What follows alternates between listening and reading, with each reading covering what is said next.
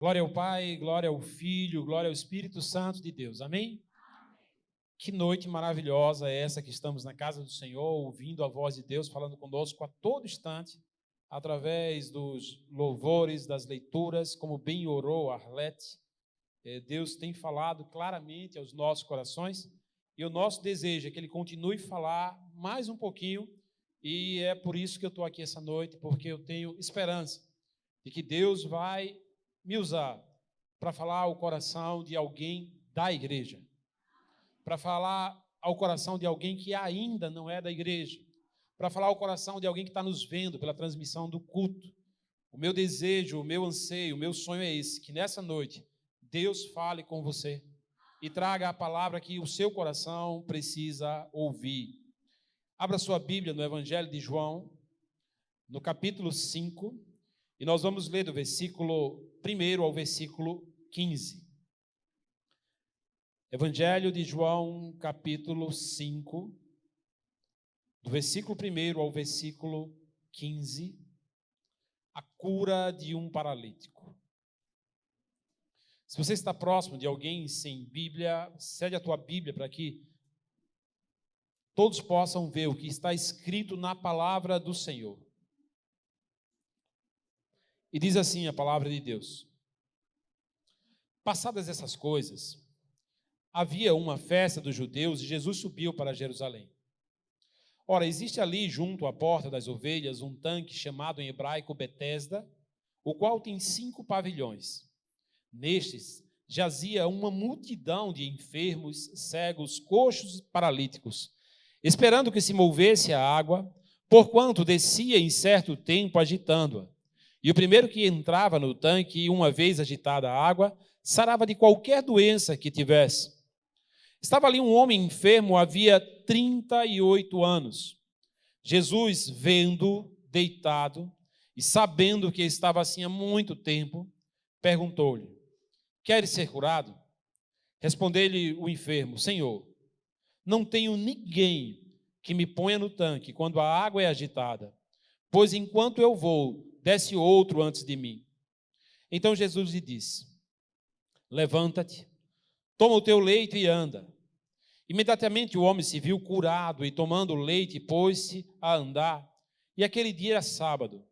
Por isso disseram os judeus ao que fora curado: hoje é sábado e não te é lícito carregar o leite. Ao que ele lhes respondeu: o mesmo que me curou me disse: toma o teu leito e anda. Perguntaram-lhe eles: quem é o homem que te disse: toma o teu leito e anda? Mas o que fora curado não sabia quem era, porque Jesus se havia retirado, por haver muita gente naquele lugar. Mais tarde, Jesus o encontrou no templo e lhe disse: olha, que já estás curado, não peques mais, para que não te suceda coisa pior. O homem retirou-se e disse aos judeus que fora Jesus quem o havia curado. E que o Senhor nosso Deus nos ajude a compreender a sua palavra e que possamos aplicá-la ao nosso coração. Amém?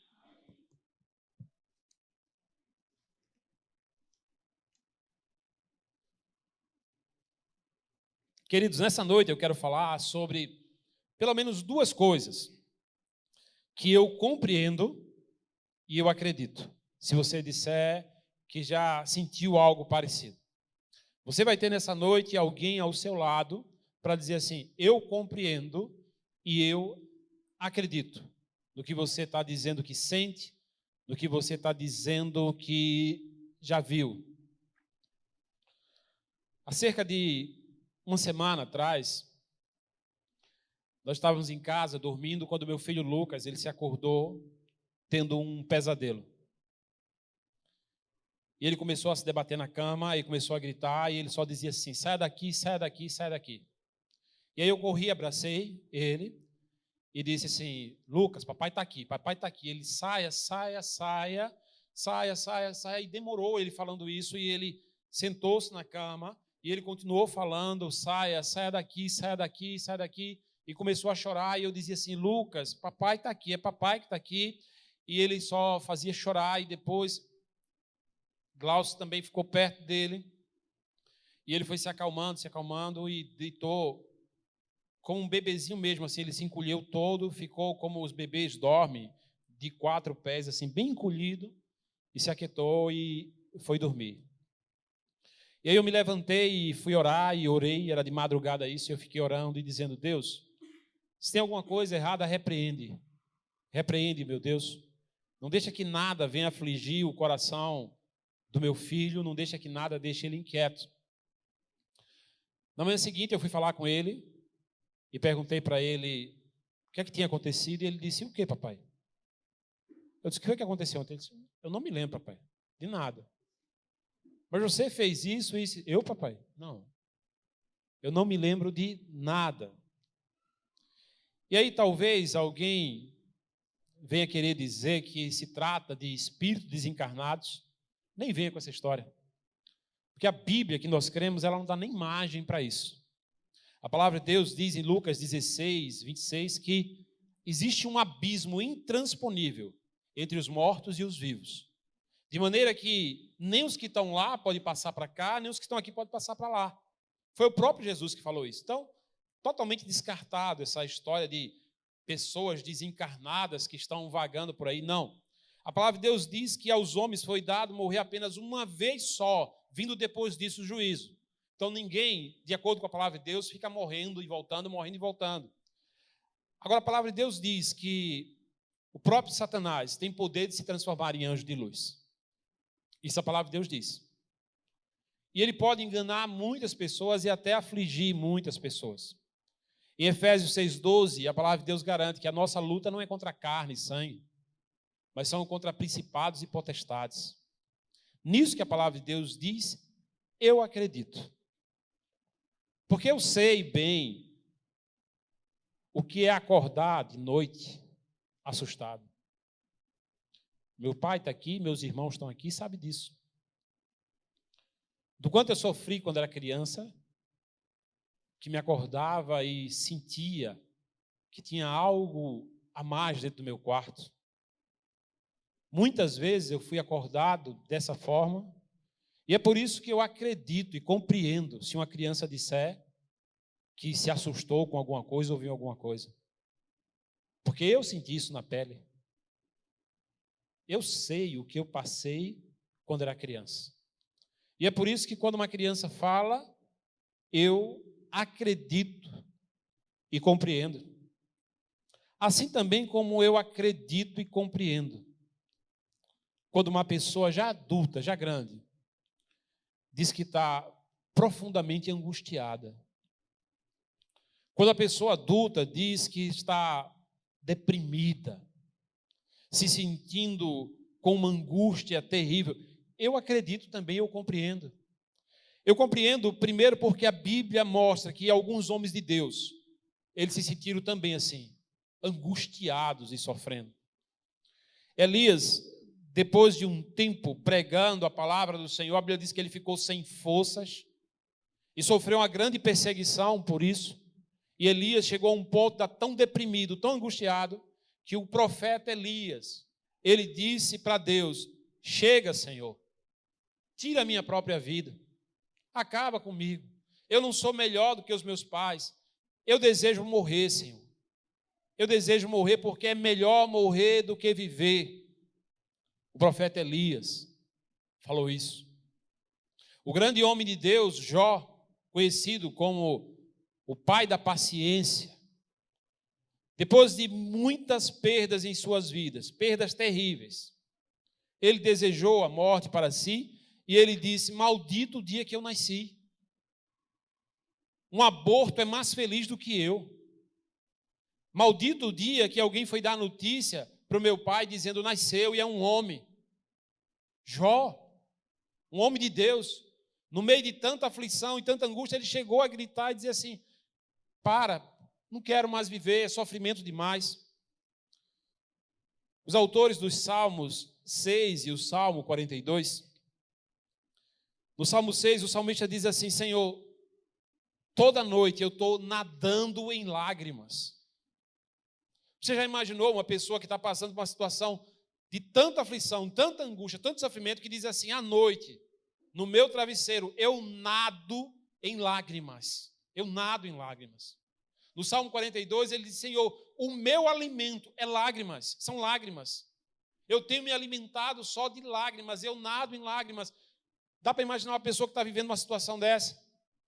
Que só consegue chorar. E às vezes não consegue nem explicar porque está chorando.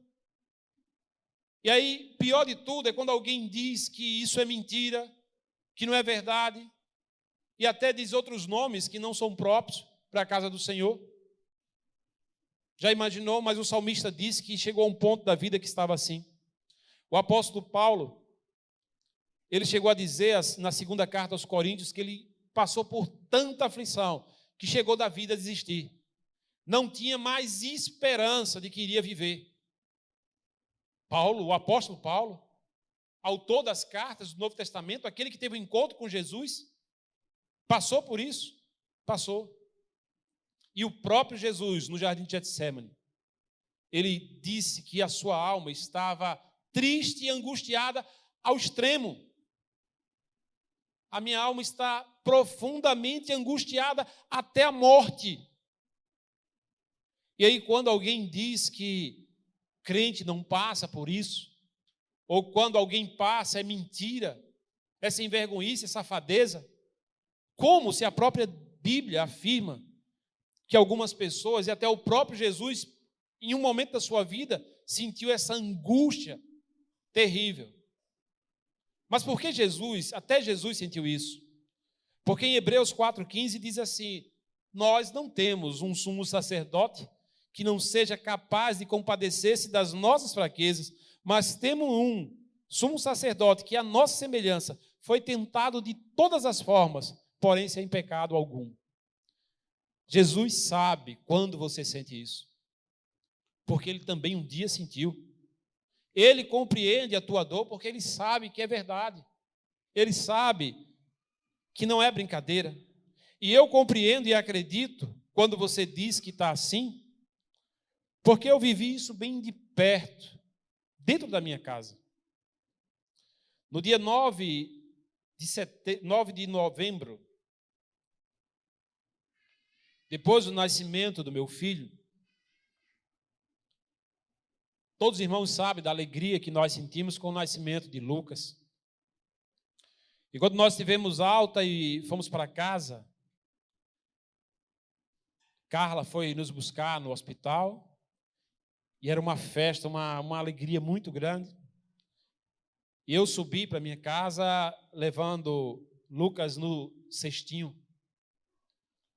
Cheguei em casa, chamei os vizinhos para ver Lucas, a parte da minha família já estava dentro de casa, e a gente ajudou, o pessoal da empresa estava por lá, ajudou a subir Glaucio, que estava cirurgiada, e a gente foi para casa, e eu coloquei ele assim, com a cestinha e tudo, no sofá, e saí chamando os vizinhos, os parentes, para vir ver Lucas, e era todo mundo, dizia assim: que menino lindo, é a cara do pai, Eu não sei se disseram isso não, mas eu acho que deve ter dito, porque eu não ouvi direito, mas alguém disse. E todo mundo muito feliz, todo mundo muito alegre, todo mundo muito contente, todo mundo falando. E eu esqueci de Glaucio. A gente entrou em casa, eu coloquei Lucas no sofá, falei com todo mundo, e quando eu olhei para o lado de fora, no corredor, ela estava sozinha lá, olhando para o nada. E quando eu olhei, ela estava lá, sem querer entrar em casa, a porta de casa nas costas dela, ela olhando para o nada, e ficou lá, e eu fui falar com ela: o que é? Está doendo? É alguma coisa? Ela disse: não, nada, nada, nada. E não entrou em casa. E os dias que se sucederam a esse momento foram os dias muito difíceis, até mesmo para mim como pastor, porque eram coisas que eu não compreendia, eu não sabia, e não tinha ideia do que ela estava passando. E só depois de muitos meses, eu descobri que Glaucio estava tendo depressão pós-parto. E depois de muitos meses, quando eu conversei com ela e perguntei por que ela não entrou em casa, ela me disse que ouvia ruídos no ouvido, como uma voz falando bem próximo, dizendo: tu não vai dar conta, não. Tu não vai dar conta, tu não vai conseguir, não. E ela só fazia chorar e eu não conseguia entender o que era. Ela não tinha vontade de ficar perto de Lucas e eu não entendi o que era. E só depois de muito tempo ela disse: era muito forte no ouvido. Aquilo ficava o tempo todo, aquele ruído no meu ouvido, dizendo: não vai conseguir, não vai conseguir, não vai conseguir. E se você já passou por isso, você sabe o que é isso?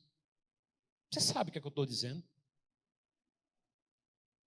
O problema é quando esses ruídos, eles se tornam mais altos e levam pessoas a fazer loucuras, que talvez você olhe e diga assim: ah, fez porque quis, estava querendo aparecer ou chamar a atenção. Eu encontrei, enquanto preparava a mensagem, 7 sintomas que uma pessoa que está pensando em tirar a sua própria vida sente. O primeiro são pensamentos remoídos obsessivamente, que leva a acreditar que não tem esperança e não há concentração nenhuma da parte dela. E começa a enxergar que a vida não faz sentido nenhum, não tem propósito nenhum. Depois vem alterações extremas de humor. Uma hora está sorrindo, mas de repente está com excesso de raiva. Tem um sentimento de vingança, de ansiedade, irritabilidade, sentimentos intensos de culpa e vergonha. Fica alternando o tempo todo. Uma hora sorri e você diz assim: está bem. Outra hora está com muita raiva e você não sabe por quê. E sente uma vontade de se vingar, mas não sabe nem do que é se vingar. E no mesmo instante passa a ter uma vergonha muito grande, porque a pessoa mesmo entende: eu não sou assim. E começa a carregar um sentimento de culpa muito grande. Por que eu estou me sentindo assim? Depois a pessoa que começa a ter pensamentos suicidas, ela começa a dar uns avisos, comentar algumas coisas, postar algumas coisas, como: a vida não vale a pena, estou me sentindo tão sozinho, tão sozinha, eu queria desaparecer. Você já ouviu alguém dizer isso? Tudo que eu queria era desaparecer. Eu queria ir para um lugar que ninguém me visse. Eu queria ir para bem longe. Depois vem uma melhora súbita. Geralmente a ideia de suicídio está ligada a um sentimento de que a pessoa está no fundo do poço, lá, desse aí não tem jeito. Mas às vezes quem aparenta do nada uma felicidade muito extrema, muito grande. Na verdade, os psicólogos falam que é como a pessoa já tivesse assumido que vai acabar com a sua própria vida. E aí a felicidade é porque ela chegou a um acerto de contas que ela disse: estou definido, já sei o que eu vou fazer da minha vida. E aí começa a rir excessivamente. E aí não é difícil encontrar pessoas que quando chega o pior, os amigos em volta dizem assim: por que foi isso? Ela estava tão bem. Não dá para imaginar porque ele fez isso com a própria vida. Ele estava sorrindo, ele estava brincando. Ontem ele saiu daqui tarde da noite, na maior festa. Os psicólogos falam que é porque a pessoa encontrou a saída que ele achava que era uma saída. E agora está conformado com a ideia. Ele já aceitou a decisão de acabar com a própria vida. É comum também que haja um desapego a coisas que as pessoas achavam que eram importantes. E aí tem gente que começa a doar o que tem. Uma roupa muito bonita: não quero mais, fica para tu. Era um livro que ele amava muito, ele dá para alguém. Algo que ele tinha em casa, que ele tinha muito valor, ele começa a se desfazer disso. Não, pode ficar para você, eu nem quero mais. Depois vem a irresponsabilidade. No meio desse processo, desses pensamentos negativos, tem gente que começa a fazer uso excessivo de bebida e de drogas. Tem gente que começa a dirigir de maneira irresponsável. Começa a correr demais, começa a tirar fino nas coisas, começa a fazer brincadeira no trânsito. E alguns meses atrás eu tive acesso às imagens de um noivo, de uma amiga minha, que estava tudo certo para casarem. E uma determinada noite ele pegou a sua moto e as câmeras que filmavam a BR mostrou claramente, ele parava, olhava para um lado, olhava para o outro e acelerava sem fim, de um canto da pista até o outro, e voltava. Aí parava, sem ninguém. E aí voltava para a pista e corria de um canto para o outro, e voltava, parava. E fez isso umas 5 vezes. Até que se jogou de frente com uma carreta. Tem gente que começa a brincar com o perigo. E vai criando coragem para ver se chega a hora certa, que é a hora mais errada de todas. E aí tem o último sintoma dos 7 que eu pesquisei. É uma mudança repentina de rotina. Às vezes a pessoa gostava muito de frequentar um determinado lugar e de repente não vem mais. A pessoa deixa de ir para lugar que antes dava prazer e fica em casa, fica trancado, não quer mais falar com ninguém. Se você está sentindo algum desses sintomas, eu acredito que é verdade que você está sentindo. Eu compreendo você. Mas mais do que acreditar e compreender, eu sei onde está a solução para tudo isso. E a solução se chama Jesus Cristo, Filho de Deus. Ele pode mudar qualquer quadro. Porque se Ele fez comigo, Ele pode fazer com você também. O texto que nós lemos na palavra de Deus, e se você ainda estiver com a sua Bíblia aberta, eu gostaria que você visse com seus próprios olhos uma situação que talvez seja muito parecida com a sua situação. Depois que Jesus curou o filho do oficial de um rei, a Bíblia diz que depois de um tempo ele foi para Jerusalém, porque estava tendo uma festa em Jerusalém. E lá havia, perto da porta das ovelhas, um tanque chamado de Betesda, um tanque grande. E nesse tanque havia 5 pavilhões. E acompanha aí o que diz o versículo 3. E nestes jazia uma multidão de enfermos. Enquanto eu lia esse texto, ficava meditando nessa palavra, você vai ver claramente que há um conflito entre o versículo 3 e entre o versículo 7. Havia uma multidão de enfermos. Jesus chega para aquele paralítico.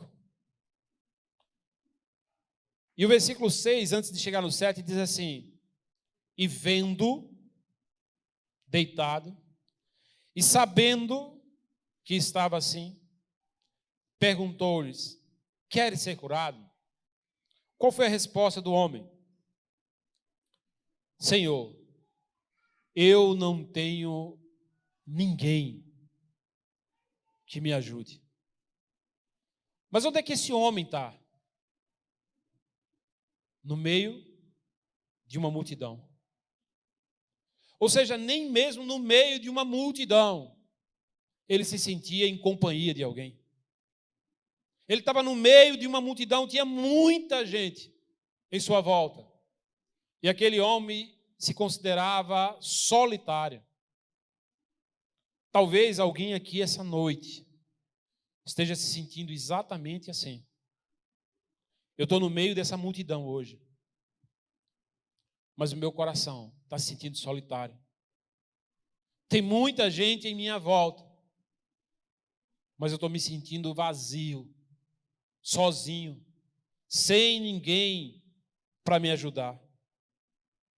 Mas eu queria dizer para você que da mesma forma que aconteceu na vida daquele homem, essa noite pode acontecer na sua vida também. Porque 3 coisas que Jesus fez quando percebeu aquele homem naquela situação. Primeiro, o texto diz que ele estava ali fazia muito tempo. Fazia 38 anos que ele estava naquela situação de saúde. Aí o versículo 7 diz, versículo 6, e Jesus vendo, e Jesus sabendo que estava assim há muito tempo, Jesus foi falar com ele. Porque eu quero que você saia dessa casa, desse culto que está sendo transmitido nessa noite, é com essa certeza no seu coração. Jesus está te vendo. Ele está vendo o teu coração. É a primeira coisa. A segunda, Ele sabe o que você está passando. Ele sabe exatamente onde é que teu coração está doendo. Ele sabe exatamente o que está te entristecendo. Ele sabe exatamente o que está te deixando deprimido. Ainda que nem você saiba, o Senhor sabe. E o Senhor, assim como fez com aquele paralítico, naquele dia, lá em Jerusalém, Ele está aqui nessa noite e Ele quer falar com você também. Da mesma maneira que Ele fez com aquele homem, Ele viu, Ele sabia e Ele foi falar com ele desde o início do culto, que Deus está falando com você, dizendo que você não está sozinho, dizendo que se o mundo desabar ao seu redor, Ele te segura, dizendo que Ele compreende a tua dor, que se você chorar, Ele vai enxugar as tuas lágrimas. O Senhor sabe o que faz o teu coração sofrer. Ele estava no meio de uma multidão, estava sozinho, mas Jesus viu, Jesus sabia, Jesus falou, e Jesus mandou ele fazer uma coisa. Na hora que Jesus chega perto dele e pergunta assim, queres ficar curado? Ele diz, Senhor, eu não tenho ninguém. Jesus fala, então, levanta-te, toma a tua cama e anda. Você acha que Jesus mandaria você fazer uma coisa que você não consegue fazer? Você acha que Jesus seria tão incompreensível de mandar alguém fazer uma coisa que você não consegue fazer?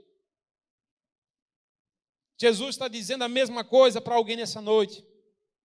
Você precisa se levantar. Você precisa sair desse lugar que você está. Você precisa acreditar, assim como nós cantamos, eu creio sim. Você precisa acreditar que em Jesus há esperança para a sua vida, que em Jesus há a solução para o teu problema. A morte não pode ser uma opção para você. Não pode. Eu compreendo, eu acredito, mas eu acredito muito mais no que Jesus pode fazer na tua vida. Eu acredito muito mais. Aquele homem se levanta de um pulo. E ele olha, e a Bíblia diz assim, ele percebeu, eu estou curado. E aí fez o que Jesus disse, pegou a sua cama e começou a andar. Só que a Bíblia diz que aquele dia era um sábado, e judeu não fazia nada no sábado.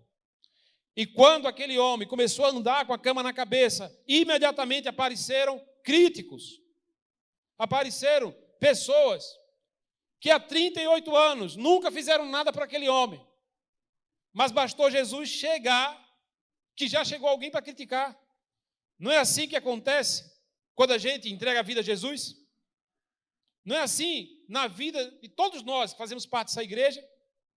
Enquanto a gente estava na pior, ninguém estendeu a mão. Mas um dia em que Jesus chegou, imediatamente, até dentro de casa, começou a gente a dizer, é crente agora? Agora tu é crente. Não dou uma semana, não dou um mês. Foi assim ou não foi? Foi assim. Na hora que aquele homem foi curado, saiu carregando a sua cama, começou a aparecer vozes dizendo: não pode, não pode, não pode. E aquele homem, vendo aquilo, respondeu: mas o homem que me curou disse que eu posso. Aí eles perguntaram: e quem foi o homem que mandou você carregar a sua cama? Aí no versículo 13 diz assim: eu não sei quem é ele. Ele me curou, mas eu não sei quem é ele. Aquele homem ficou tão feliz com a cura, que pegou a cama e foi embora. Nem sequer agradeceu a Jesus pelo que Jesus fez na vida dele. Ele foi embora com a cama. E quando as pessoas perguntaram: mas quem é esse homem? Ele disse: eu não sei. Deixa eu dizer uma coisa para você. Talvez você ainda não saiba quem é Jesus, mas Jesus sabe quem é você. Talvez você ainda não saiba o que Jesus pode fazer, mas Jesus sabe o que Ele quer fazer na tua vida. Aquele homem ficou com essa indagação no coração. Talvez só agora a ficha dele caiu, que ele não percebeu. Eu nem agradeci, eu nem falei com o homem, eu nem perguntei o nome dele. E aí ele foi para o templo, e quando chegou no templo, Jesus estava lá. E aí Jesus se encontra com ele e faz assim: olha, preste atenção, você foi curado, mas não peca mais não, para que coisa pior não suceda a você. E o versículo 15 diz assim: então aquele homem retirou-se e disse aos judeus: quem me curou? Agora eu sei, foi Jesus. Quem me tirou daquele estado que eu estava? Foi Jesus. Foi Jesus que me curou. E ele saiu anunciando para todo mundo: Jesus me curou, Jesus me libertou. Eu sei que muitas vezes as pessoas falam assim: os crentes são muito chatos. Crentes são muito implicantes, fica insistindo, fica falando sempre a mesma coisa. É porque nós não queremos ser ingratos com Jesus. Porque todos nós vivíamos numa situação muito triste aos olhos de Deus. Mas Jesus foi lá, olhou para nós, viu a nossa dor, o nosso sofrimento, conversou conosco, nos tirou de lá. E o nosso dever de agora em diante é fazer o que Vanusa fez quando veio cantar: eu preciso testemunhar o que Deus fez na minha vida. Eu estava numa depressão profunda, eu cheguei a ter síndrome do pânico, eu achava que ia morrer, os pensamentos eram maus, mas Jesus chegou na minha vida e tudo mudou. Mas Jesus chegou no meu coração e hoje tenho vida, e tenho vida em abundância.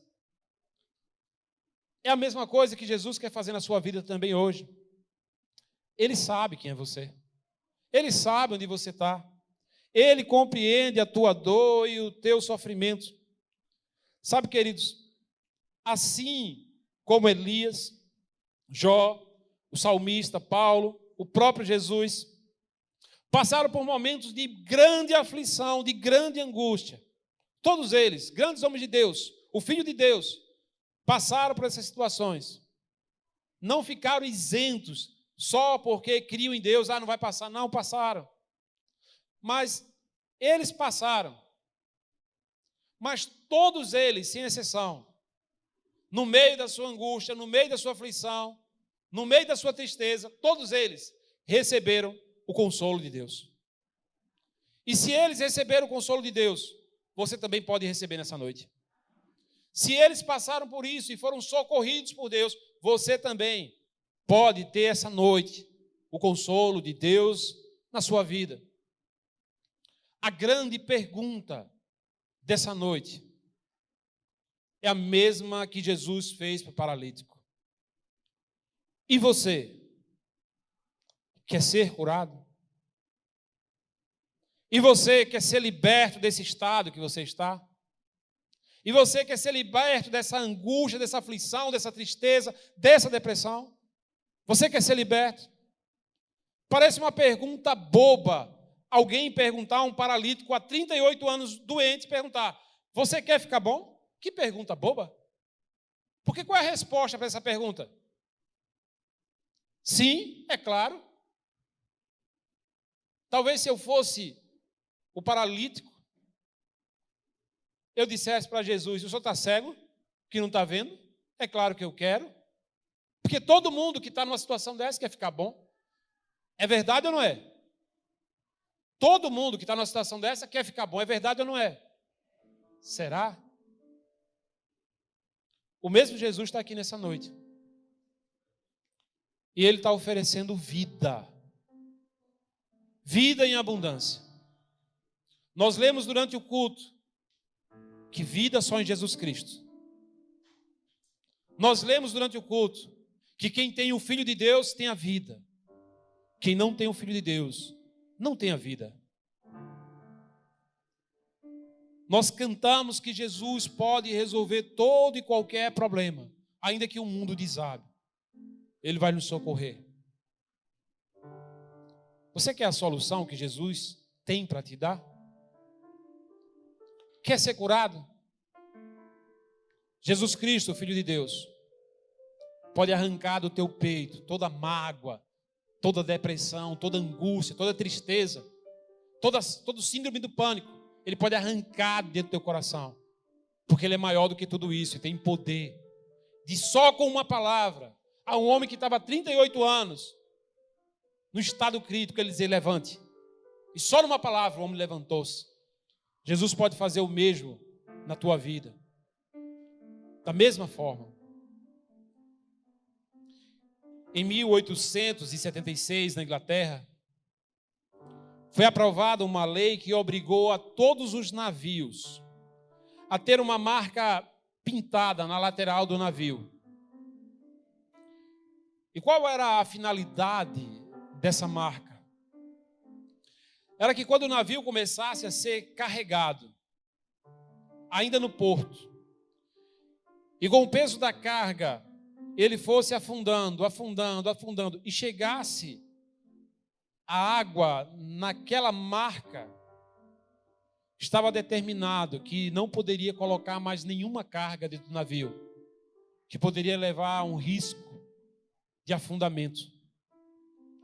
E uma solução tão simples, hoje tão boba, salvou a vida de muita gente.